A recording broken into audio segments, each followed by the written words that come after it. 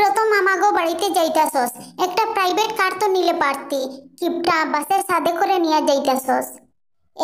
ওই সে জমিদারের মেয়ে। তোর বাপে যে কইছিল আমাকে বাইক কিনিয়া দিবে, খোদ দিছে? বাসের সাথে করে যাইতাছস রে, এটাই তোর ভাগ্য, বুঝলি বিলকিস? ওই বাবু, তোমাকে তো চিনলাম না, আর তোমাকে তো আগে কখনো দেখিনি। আর তোমাকে দাওয়াত দিয়েছিল কে? এই বাচ্চাটাকে? আর আরে আঙ্কেল, আপনি আমাকে কিভাবে চিনবেন? আমি হলাম বরপক্ষের লোক, বরের একমাত্র ঘনিষ্ঠ বন্ধু।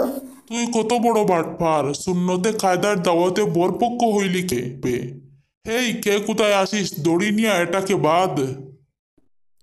তোর সংসার করতে গিয়ে আমি কাটতে কাটতে বুড়ি হয়ে গেলাম, আমারে দিয়া তোর গরুর ঘর পরিষ্কার করাস। আমি তোর ভাত খামু না, বাপের বাড়ি চলিয়ে যামু। শুনছ কিনা, বাপের বাড়ির কথা ভুলেও বলবি না। ভাত না খাইলে মুড়ি খাবি, দরকার হলে খিচুড়ি রান্ধে খাবি, কিন্তু যাবি না। তোর বয়ান না শুনলে আমার ভালো লাগে না। তোমারে বিয়া করিয়া আমি কিছুই পেলাম না।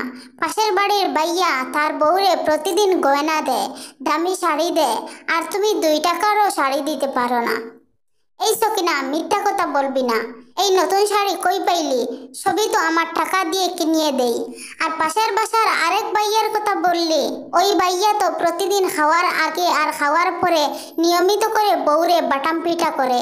এটা কি তোর কানে আসে না? আপনার মেয়েকে নিয়ে যান, সে টাকা চেয়ে চেয়ে আমাকে ফকির করিয়ে দিল। আজ 10,000, কাল 20,000 চাইতেই তাকে। আচ্ছা জামাই, মাথা ঠান্ডা করো, এত গরম করে কি করবে? বুঝলাম, কিন্তু আমার মেয়ে এত টাকা নিয়ে কি করে? টাকা নিয়ে কি করে তা আমি কি করে বলবো? আপনার মেয়েই ভালো জানে। আমি কি কোনোদিন ওরে টাকা দিছি নাকি? বাবু, তুমি খাইতে থাকো, দরকার হলে আরো অর্ডার করো। টাকা নিয়ে কোনো চিন্তা করো না, আমি একটু আসছি। হালার পুত্রে, আগেই দেখে বলেছিলাম বাটপার। মনে করেছিলাম একদিন খাইয়া ছাড়িয়া দিমু, কিন্তু ও তো প্রথম দিনই আমাকে খাইয়া ছাড়িয়া দিল। এখন থালা ধুয়ে ধুয়ে আমার বিল শোধ করতে হবে।